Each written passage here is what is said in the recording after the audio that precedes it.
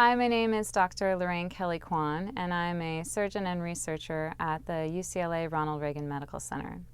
Many of the surgeries that we perform for children are to repair defects identified at birth.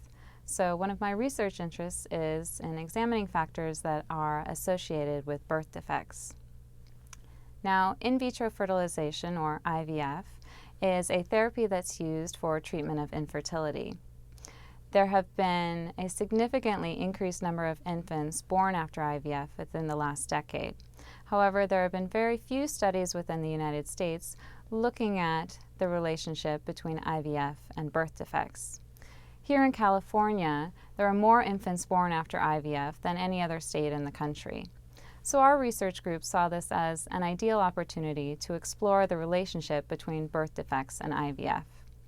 And what we found was that even when controlling for baseline characteristics, that infants born after IVF have a 25% increased rate of birth defects.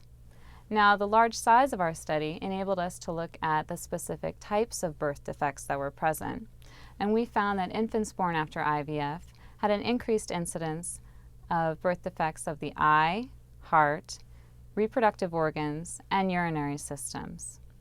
With this in mind, we also looked at infants born after non-IVF treatments, such as intrauterine insemination and ovulation induction.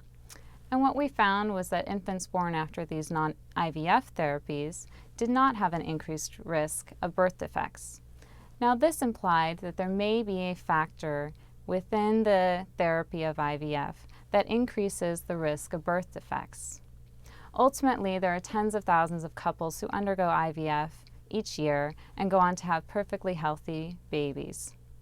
The overall goal of our study is to enable parents considering IVF to discuss with their physician the overall risks of the procedure. Thank you for your interest in my research.